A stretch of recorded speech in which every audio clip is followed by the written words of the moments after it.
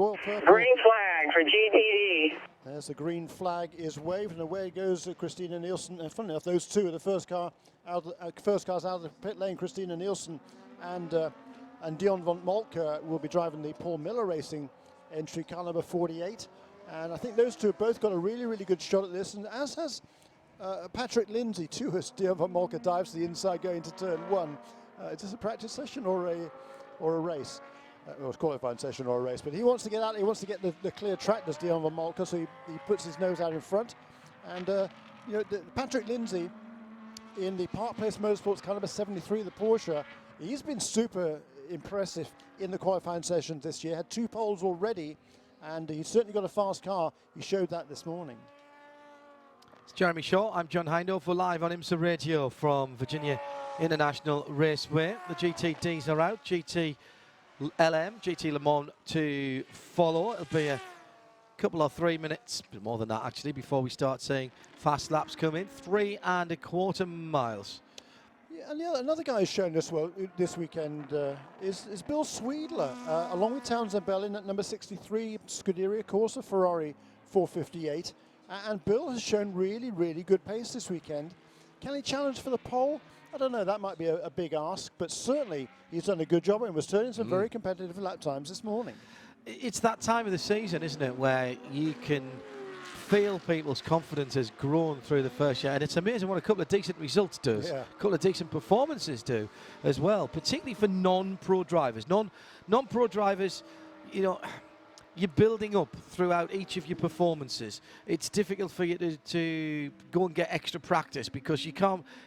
Motor racing is not like soccer or basketball. You can't, or tennis even, you can't hit a ball against a wall or play hoops against yourself. You can't just get a car out and drive it around your back garden. Well, most people can't anyway. So it's, you know, it's not something you can practice on your own. The pro guys, a bad result, they put it out their mind, they move on. The non-pro guys, it's harder for them to do that. Here's a guy who had to do exactly that. Bad result at Lime Rock Park for Christopher Haase. Put it out of his mind, he's moved forward, and they're still in very much at Paul Miller Racing in the championship fight. He's with Jim Roller down in the pit lane. John, I've climbed another one of these ladders. It's getting a little late in the day for all this climbing, but I've cornered Christopher Haase here, and we've got a great view of the onboard of the 48 that we'll be watching while I talk to him here. Dion's out there. You guys had a good last practice session. How confident are you for a pole?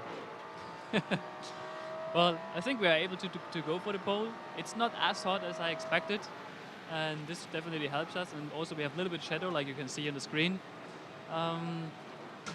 So I think if everything works fine, Dion can fight for the pole, definitely. Did you make any changes to the car? Yes, we did, but I can't tell you that. Well, hopefully those changes will be enough for you to be quicker. Yeah, we hope so. All right, good luck.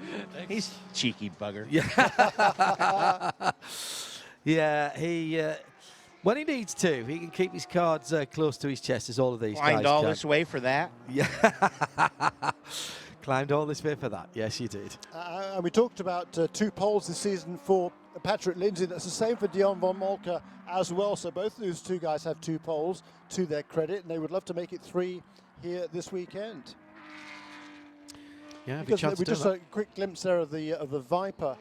They've been slowed down slightly for this weekend. A slightly smaller engine restrictor, slightly fewer revs they're allowed to use as well. And Ben Keating yesterday, who shared that car with Jerome Bleekemolen, pretty vociferous that changes rather too much. He expected some sort of a slowdown on the adjustment of performance, perhaps just peg that car back just a little bit.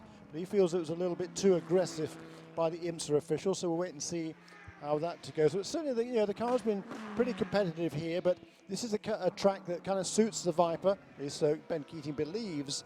And this morning's session, it was about, I think where they ended up in the 7th position, but not that far off the ultimate time. The best time that Jerome Bleekemolen did this morning was, I think, about 7/10 slower than the fastest time in the session. Actually, a little bit more than that. It was around about just about almost exactly a second slower than the Audi.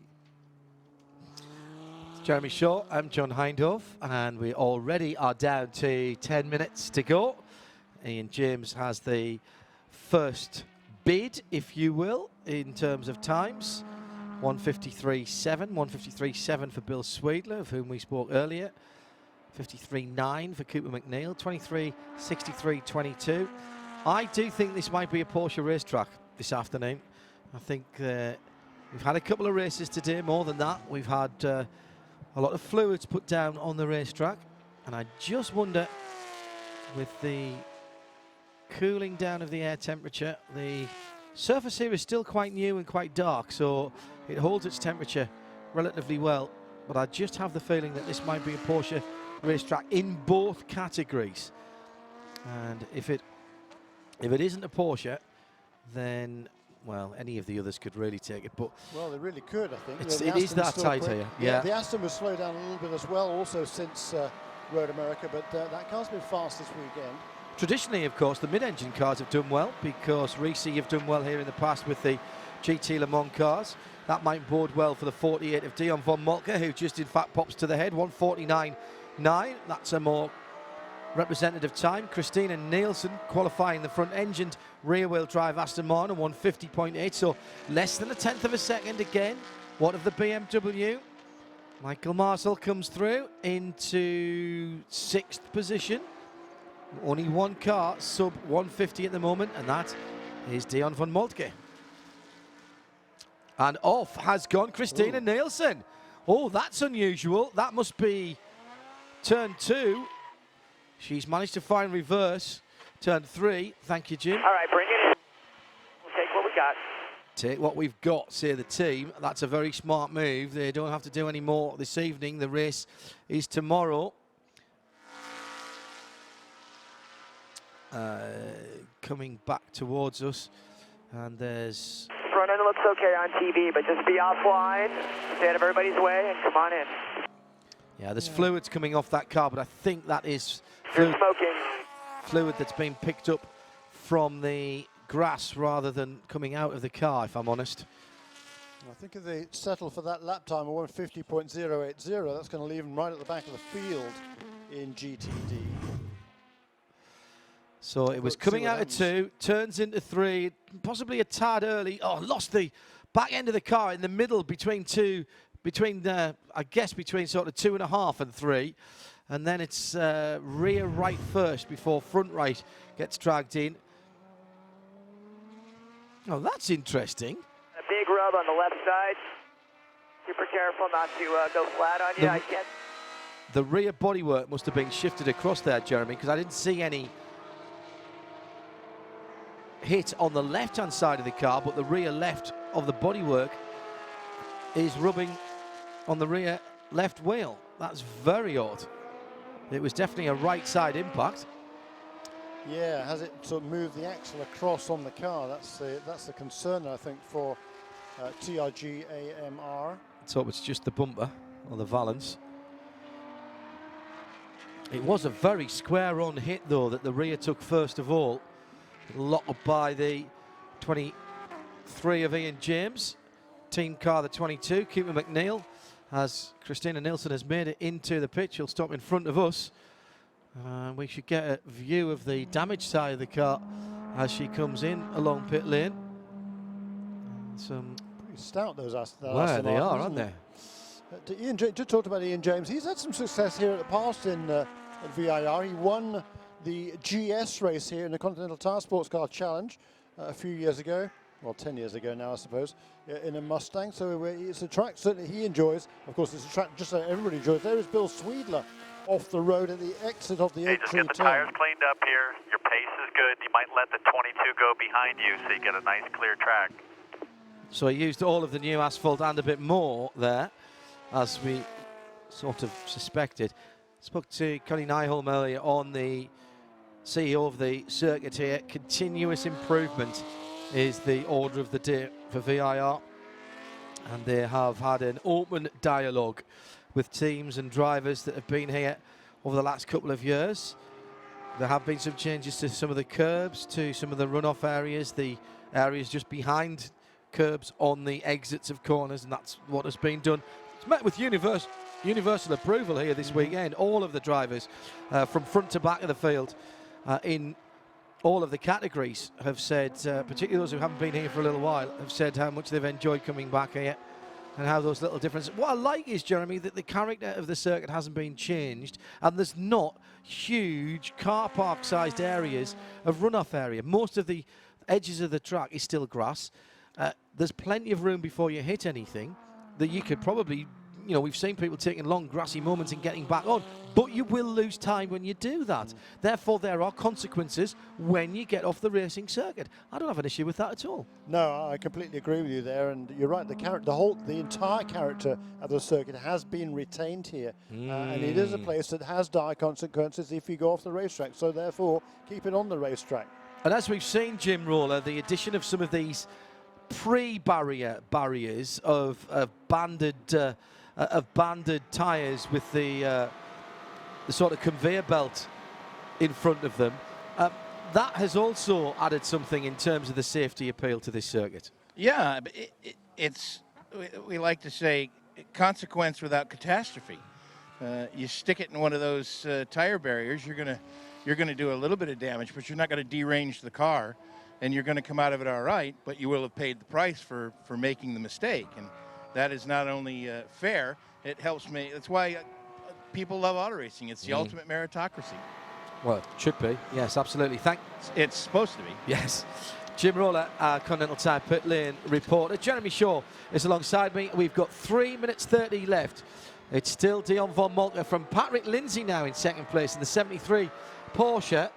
Yeah, both of those just come across the line. Both improved their times on both of the last 2 laps, actually. 149.255 for Dion von Moltke in the Audi, and a 149.378. So just over a tenth of a second in the Patrick Lindsay Porsche. That's the Park Place Motorsports Porsche, car number 73. Ben Keating also getting on with the job here. Excellent job to be third fastest in that number 33 Viper, also in the 49s.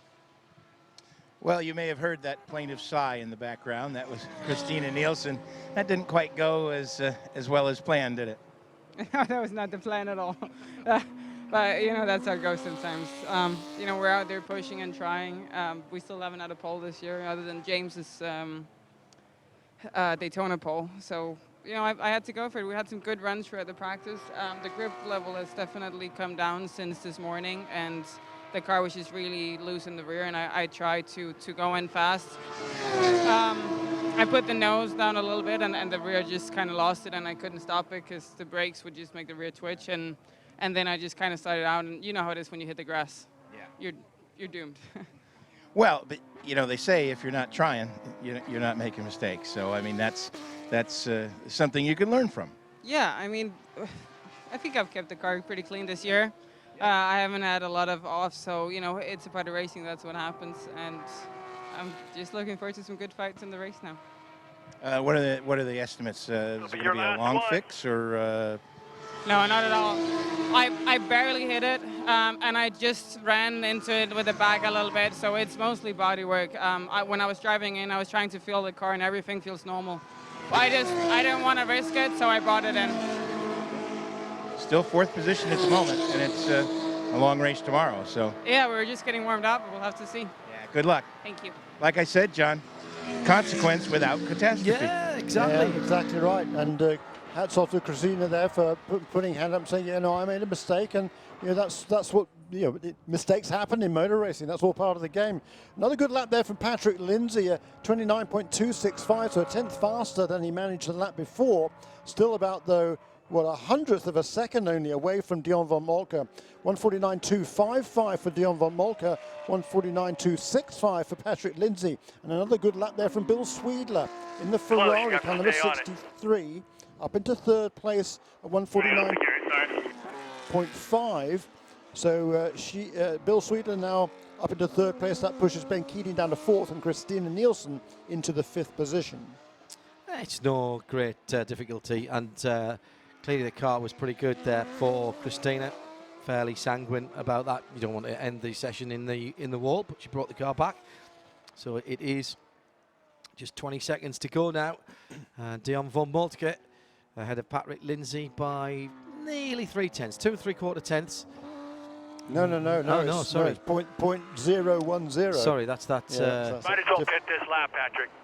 That's Patrick Lindsay being told to come in, so there won't be another one for Patrick, and Dion is right behind him, following in his footsteps as time has elapsed. So don't think Dion's going to improve here as he heads to the line. Surely he was held up a wee bit there. Pit this lap. You're up P1 at the moment, but there's a couple of quick cars out there, I'll let you know. So Dion did a 51.0, but I think that's him done. And Bill Sweedler didn't improve his time, a 1:49.578, so fractionally slower than Sweedler's earlier lap. Still in third place. John Potter's doing a pretty respectable job there. He's just bringing his times down by about 1/10 of a second a lap in the number 44 Magnus Racing entry, but still in the 7th place behind Ian James, who did just take the checkered flag. Yeah, I think we're done and done here, if I'm honest. Jim Roller already making his way up to the 48 Paul Miller Racing pit. Patrick Lindsay is out of the 73 car and is taking the congratulations of the Park Place Porsche team. And that's Bill Sweedler's best ever qualifying result, I believe, in 3rd place. Yeah, well done. Well done. Very good effort. That's going to be a stout car, I think, tomorrow. I agree. So it's looking like Audi, Porsche, and then Ferrari, and then Viper, and then Aston Martin. The top 5 then, 5 different manufacturers. How cool is that? Yeah. Patrick Lindsay, I'm going to have a word with him because he didn't get... By 1/100th of a second. You like cutting it fine, don't you? Yeah, nice job, guys. Awesome job. 240 data channels from that car gives them a 1/100th of a second advantage. The 3rd pole this season, the 3rd pole in the career of Dion von Moltke. It's a very tight-knit team, Paul Miller Racing, and they do a really bang-up job with support from Audi Customer Racing, of course. Dion is in the lane. 3 in the last 4 races, and the first one came in Detroit, and then the next race at Watkins Glen, the qualifying was rained out there. Then he was on the pole again at Lime Rock. He was 4th last time out at Road America, and on the pole here again at VIR. So it's been a good job in the qualifying sessions by Dion von Moltke this season. And he pulls up to a halt. Jim Roller is standing by the driver's door. The applause is for Dion von Moltke. Let's head down for our Continental Tire pit lane report with Jim. Typical Dion, the team man. He runs over to congratulate all of his teammates, shake hands with everybody, big hugs all around. You can hear the applause in the background. This is one happy team. They've worked hard for this pole position. Gets the congratulations of his teammate Christopher Haase. Crew chiefs come over. There's Paul Miller, the patriarch of the family racing team, giving Dion the hearty handshake and a big hug. So congratulations, Dion. I'll let you get that helmet off. I talked to Christopher before the session started, and he said you guys made a few adjustments to the car. He wouldn't tell me what he made, but it obviously worked. Yeah, absolutely. I mean, I've been saying all year that we've got the best team in the paddock here at Paul Miller Racing, an awesome engineer with Dave Fullerton, awesome support from Audi Sport Customer Racing as well. It was tough out there. This morning with the cooler conditions, it really suited our car. In these hotter conditions, we didn't know what to expect. It really took absolutely everything, but it's nice. You know, this one goes to Banjo at home, a team member. We all have him in our hearts, and it's definitely a nice one, but like I always say, tomorrow's what counts. Well, you give a lot of credit, deservedly so, to the team, but you got to take a little bit of credit too. 1/1000th of a second. Come on, babe. Man, I don't know what it is with close qualifyings this year. I'd like to have a second gap, but it just speaks to the competition in GTD class here in the TUDOR Championship. It's close, man. It's really, really close, especially we're all on Continental tires here and all spec tire. The BOP is really close, so tomorrow's going to be a battle. What do you expect? What kind of strategy is it for tomorrow? Is it just flat out and then see where the chips fall? You know, honestly, it's too early to say right now. It really is going to be in the middle of the race. Once we get the flow, we'll start figuring things out. As you heard in the Continental Tire Challenge Series, came down to some fuel conservation. Road America was in between. So we'll see. We'll start pushing from the front, and we got some smart people up on the stand, and hopefully they can get us a win. Now, do you keep an eye on the Aston Martin, or you just let them do their thing because you don't want to get caught up in all that points shenanigans? We focus on ourselves and what we need to do to get our best result. All right, good luck, mate. Thanks, guys. Have a great time. Dion von Moltke with Jim Roller. First pole sitter for the TUDOR United Sports Car Championship Oak Tree Grand Prix on Sunday, which will be live here on IMSA Radio. Close enough for you, Jeremy. That's all right, isn't it? Yeah, I think so. You know, a hundredth of a second. That's not too shabby at all, is it? And Bill Sweeter there in the Ferrari, only another couple of tenths back as well. And Ben Keating, well, he's about half a second off the ultimate pace, but still a very good effort by Ben Keating to qualify third in the Riley Motorsports Viper. So, all good stuff. Christina Nielsen in 5th position. Just really one flying lap there before the incident that saw that car in the tyre barriers. No major damage. It's gone back behind the wall, and I don't expect to see that there'll be any issues. There is a warm-up on race day morning, of course. The guys just getting an opportunity to run the cars before we go racing for the Oak Tree Grand Prix for the TUDOR United Sports Car Championship into the business end of the season here, and all these little points count towards championships. We've seen them won by the smallest of margins before. The photographers around the 48 car making sure Dion gets his just desserts for the pole position as our attention begins to move over to the faster of the two GT classes. Grand Touring Daytona we've seen. Grand Touring Le Mans is up next, and this is the open tyre category. Falcon Tyres and Michelin battling against each other. At the last race, Jim Roller, it was all about a brand new tyre from Michelin, built specifically for this championship because of the regulations. Some of the teams used it, some didn't. How's the development going on? Let's get down to Jim Roller to find out the news. Well, I've tracked down Ken Payne from Michelin to answer just those questions. Ken, you guys rolled out a new GTLM tire for the American teams at Road America. How have the teams been adopting it? Is it 100% in use now? And what are the impressions so far? You're correct. We did roll out a new solution aimed at single stints at Road America. Weather wasn't so nice up there for the first day of practice, so not everybody got a good run at it. Here the weather's been marvelous. Everybody had a good opportunity to practice with it yesterday. We've worked with our technical partners to help them on setups, cambers, pressures, and such to optimize the use. Everybody has it in play for qualifying this afternoon. In practice this morning, just about everybody was under the previous qualifying time. So we look for an interesting scramble for the top of the grid this afternoon in qualifying. I'm guessing somewhere between 1 to 2 seconds improvement over the fast time from last year. Everybody likes the tire. It's great grip. It's targeted at a single stint as opposed to multiple stints like we normally use. The balance seems to be good with the drivers. Wear is excellent. So it should make for an exciting qualifying session and an even more exciting race tomorrow afternoon. Now, is it the type of tire that if you've got a race like our 2-hour and 45-minute races where most generally you might be making 2 pit stops, where you start out with maybe the tire that'll double stint and then put this tire on for the last stint? Is it that finely tuned? It actually would be fine to run single stints throughout the race, and we expect the teams to do that. With the pit stop rules as they are, where you do simultaneous fueling and tire changes, there's no advantage really to not change tires.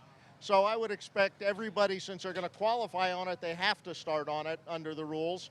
And I would expect they'll continue to run it throughout the race. Unless we find some exceptionally high temperatures tomorrow, then teams might start looking at options to mix and match, maybe something different on the left front or the left rear if their car's particularly hard on that corner for tires.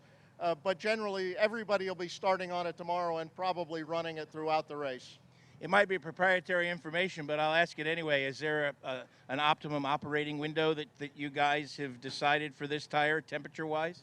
We do have an optimum window that we use that we don't really convey, but it's very similar to what we would call our medium temperature range tire that we'd run for the double stints as we have done in the past with this series. It's targeted to operate on that same kind of temperature range, but offer maximum performance for one stint and not multiple stints. Now, is that a decision that the teams are free to make, or are they making that decision based on advice from you that the temperature variance might be, let's say it is too Green warm on a flag given for weekend. GTLM. Do you go to them and say, hey guys, you might not want to use this tire? It's a joint decision based on the engineers working directly with each of the teams. All right, well, good luck. We're going to see how these tires perform. As you hear in the background, John, it's go time. Yeah, it is. Thank you to Ken Payne there. Yeah. Excellent stuff. We found out pretty close, and thanks to John Love from Michelin, who told us pretty close to the qualifying at Road America about this new tyre that was being rolled out. This is the first opportunity we've had to talk to the technical staff, the guys who were on the sharp end about how it works, and magnificent stuff there from Jim Roller and from Ken Payne, thanks to the guys down in the pit lane. Yeah, and as Ken Payne said, all of the Michelin runners this morning in the practice session were at least 3/4 of a second quicker than the track record set last year by Pierre Caffer in the recent Competizione Ferrari. So, boy, that is pretty impressive. Quali record 1:43.7, I think, if I remember correctly. I think you mentioned that in a earlier session, is that right? Yes, indeed. And that was a Reese time as well. So the cars have rolled out, but not all of them. Remember, we need to get 10 minutes of the 15 as green flag running. I do like these 15-minute qualifying sessions. I Always think have. it's a really good use of time. It's enough time to get out there and get done what you need to do, and not enough time to spend there just pounding around, which they're not going to do in any case, because, as Payne said, the teams do have to start the race on the same set of tires on which they qualified. So you want to keep the running to a basic minimum. Now 62 is out already. Been a really good couple of races for Reese Competizione, backed by Ferrari of Houston. Yeah, that's the only manufacturer in GTLM still looking for a race win this season. Maybe it will come here at VIR. Certainly the team was victorious 1 year ago. Had a lot of success here in the past, and they have every intention of continuing that streak. You could argue that it's the only non-works team here, because because Falcon is a works tyre team, if not a works car, and all of the rest of the cars are actually fully factory supported. But certainly the 17 Walker Racing Falcon Tyres Porsche, not just a sponsorship on there, that is a tyre development deal, although that comes to an end at the end of the season. And I know that Derek Walker is working very hard to replace that with another manufacturer-based program. The BMWs, the IHG Rewards Club sponsored cars from Rahal, Letterman, Lanigan sit ticking over gently. It's the 25 car, the white car, that is just been fired up, ready to go. So here's the first flying laps coming through, or beginning at least, for the guys. The 25 BMW rolls and goes past us out onto the circuit. We've had 3.5 minutes, Jeremy, and nobody's posted the time yet. That's because this is a long track. It's a long track, yes, it is a long way around, and they're just now on their first flying laps, as you suggested there. The Porsche there, number 911 Porsche, certainly moving that car around on the front straight here, just still trying to build some temperature in it, even though after doing a complete warm-up lap. Have the Corvettes found the balance that they were looking for? Much better in the final practice session earlier on today.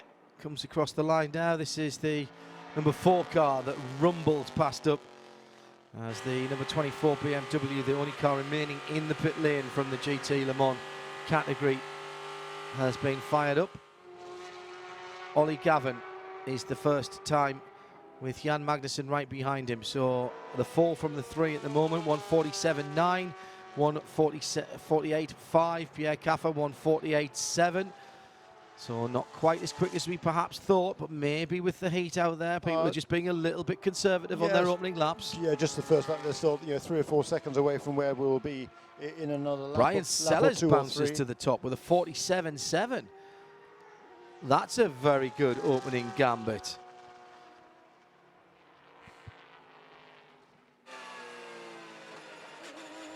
On board here with Brian Sellers, working his way through the turn 3-4-5 section. These Porsches look supremely balanced around this racetrack. They have been the last several races. Porsche has won each of the last 3 races now in the championship, 3 in a row. And both Nick Tandy and Jörg Bergmeister, who's qualifying the number 912 car here, have gone to the top of the charts on effectively their first flying lap. Nick Tandy with a 47.6, and then Jörg Bergmeister a 45.9, putting in more than a second and a half ahead of everyone else. Again, it's how you bring these tyres up to temperature Correct. is important, and you don't want to push them too hard. And we saw Nick Tandy, still warming those tyres up at the beginning of that first flying lap. He'd done a complete warm-up lap, about 3.25 miles around here.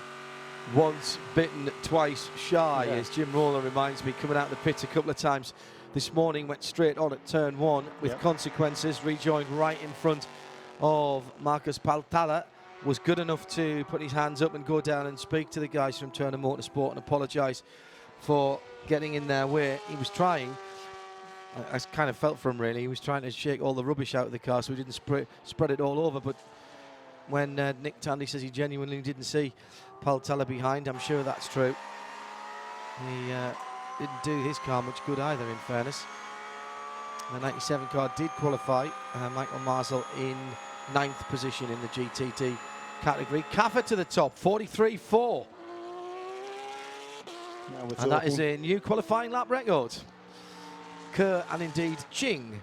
Hang on a second. 43.4 is Bergmeister's time. Excuse me. I looked at Pierre Kaffer, and by the time I said it, Bergmeister's gone through on a 43.4, 44.7 for Kaffer. Excuse me. But that is a new qualifying lap record. It was. Until Nick Tandy went through on a 43.2.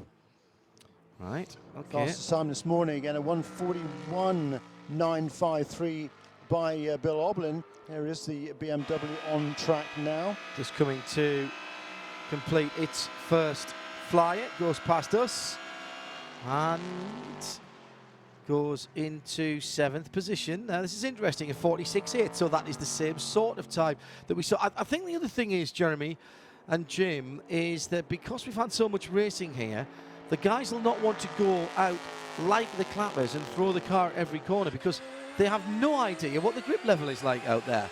Lots of other rubber being put down, lots of fluids. We've had 2 or 3 races already today, including an endurance race with the Continental Tire Sports Car Challenge. So there's no point in going hell for leather out there because they haven't been on the track for several hours. Yeah, that's right. And there was quite a lot of debris laid down during that Continental Tire Sports Car Challenge race as well. We saw a couple of cars leaking fluids, or different sorts of fluids on different parts of the racetrack. So I'm sure at the beginning of this session, the track was not in particularly good shape at all. Well, remember, guys, we heard from Dion von Moltke after his qualifying session. He actually made the comment, it was really slippery. Yeah. Yes. Yeah. And I think that is the... I thought the time should be down. By the end of the session would be a high 40, because they did the 41 in the morning. But I think they're not going to get there. I don't think. I think the racetrack's too slippery. Yeah. Hang on a second. Jörg Bergmeister 42.9 on his 4th lap. How long will they go? How long will they go? Now Nick Tandy goes fastest, 42.532 for Nick Tandy. So it's Porsche 1-2 at the moment, 42.5 Nick Tandy, 42.9 Jörg Bergmeister. Porsche 1-2-3. Porsche 1-2-3, wow. As the 2 Michelin shod cars are joined by the Falcon machine. Brian Sellers qualifying, 44.1. That's a stout effort. That's within 3/10 of the best time this morning by the Hensler Sellers number 17 Falcon Tires Porsche. Everybody else is a good bit farther off the pace that they managed this morning. Jörg Bergmeister hasn't got yet within a second of what he managed this morning. Ollie Gavin goes to 3rd with a 43.7. Right now, P3, P1, 42.5. Yeah. But he's more than a second away from the leader at the moment. Here's Brian Sellers to complete his next lap as Pierre Kaffer goes to 3rd with a 43.2. Still the 2 Porsches, the only ones on a 1:42 something. Pierre Kaffer on a 43.1, Ollie Gavin on a 43.7. Brian Sellers didn't improve that time around, a 44.224. Jan Magnussen a 44.228. 44.287 for Bill Oberlin, and Lucas Luhr a 48.0 for the 24 car. Yeah, he's kind of a lap behind everybody else. Yes, or, he is. 2 or 3 laps behind most of the contenders out here. The number 24 He was last car man was, out, yes, yeah. indeed, was last man out, and the one before him was Bill Oberlin. So those two are still, this next lap or two, we'll see what the BMW is going to do. Here comes the number 24 car now, Lucas Luhr. Does he improve? He does, but not by enough. So 44.6 then for Lucas Luhr. Jörg Bergmeister did improve a moment or two ago, 42.702 in the number 912 machine. Here comes Bill Oberlin. It's undrivable. It's unpredictable. It's likely that left rear tire we can put. That's Pierre Caffer. It's undrivable to 3rd position and just half a second off pole at the moment, Pierre. Yeah. So that shows how hard He's he's going to pit, I think. I don't think they've got time to turn him around. No. 3/4 of a second away from the time he managed this morning. Does he come in? Yes, he is in. He's into the pit lane, Jeremy. Meantime, the Porsches pound round, predictably, perfectly. And potentially Paul. Not Patrick Pilet, though, is it? Rather spoiled it there, didn't they? Very good. Very good. Yeah, the surprise there is Bill Oberlin's a 43.5 last time around. That moves him up into the 4th place, but Lucas Luhr still languishing at the back. We're still waiting for him to come around one more time. Jim Roller is down in the pit lane. Pierre Caffer has come in after that radio transmission. It's undrivable, and they started to say something about the left rear before it was cut off. Have they just done tyre pressures on the Ferrari? Yeah, I mean, they basically came in and looked at it and shrugged, to be honest with you. Yeah, and you heard him fire it back up and head back out. And, you know, if you know how they say texts don't show emotion? Yeah. Well, I think the sound of that engine showed the emotion. I don't think Pierre was real pleased. They checked some tire pressures, but that's really all they could do at this point. Yeah. They'll have told them that they've taken 26 pounds out of that left rear and sent them. Lucas Luhr did improve, moved himself up into the 5th position, right behind Bill Oberlin. 43.542 to Oberlin's 43.517, and Bill has just completed another lap. I think that's it. I'm just going to bring the tire. That was Ollie Gavin. Ollie Yeah. Gavin saying, I think that's it. I'm just going to wreck the tyres. 6th position for Yardley Hastings' finest. Check that. He's just dropped down to 7th as Jan Magnussen, his teammate, goes to 6th position. Just 1.6 seconds, by the way, covering the whole 8-car field, which on 3 1/4 miles is not shoddy, is it, really? It's not. So certainly Porsche's pulled one out of the hat here. They've been fastest, well, they were looking to be fastest this morning, and then Nick Tandy told us after the session that he was surprised at the pace of the BMW. Oh, another 42.770 from Jörg Bergmeister. Still only the 2 Porsches down in the 42s, though, Jeremy. As Brian Sellers is in, and that will be him done. He has the best of it. 44.1. Copy, 1.5 minutes to go only anyway. Yeah, I can't see anybody improving. Now, what was that BMW? Oh, it did. Yeah, Lucas Luhr just went through at a 43.385, moved himself ahead of his teammate. Here comes Pierre Caffer. Yeah, this is his outlap, so that won't be a fast. No, this is this is the start of his final flyer, with whatever changes were given to him. Big red number 3 on the side, signifying he's in 3rd position on that. I mean, that car, this is perfect light to shoot that Ferrari. It is the beautiful, almost magic hour of light here, and that sort of slightly darker red Ferrari looks absolutely outstanding. In fairness, the Velocity yellow Corvettes don't look too shoddy either as they come into the pit lane. That's Ollie Gavin who's called it a day, the Corvette ambassador to Europe. And Bill Oberlin not to be outdone by his teammate Lucas Luhr, because Bill responded and turns a 43.356 to Lucas Luhr's 43.385. So nothing to choose between those two. And Bill gets another lap. Yeah, and Bill gets another lap. Lucas is on it. He's still out there as well. 42.6 from Nick Tandy. And brings that car into the pits. So still only the two Porsches. The two Porsches have got the 4:05 fastest times. 42.629, Okay, and the last man. Pit now. You are 1/10 off of Tandy. 0.097 actually, if we want to be completely pedantic. 142.629 for Jörg Bergmeister against a 42.532 for Nick Tandy. Now, what about Pierre Caffer? As through comes Lucas Luhr. Has he improved? He has. He goes back in front of his teammate, but still doesn't crack the 43. Here comes Caffer. Possibly the only one with a chance of a front row. I don't think Paul's on.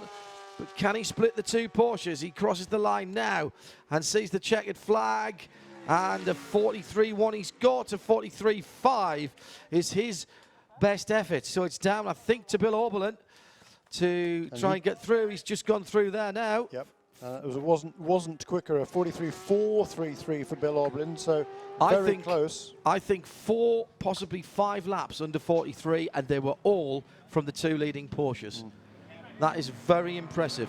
We're talking half a second on the field here that's been split by tenths throughout the day.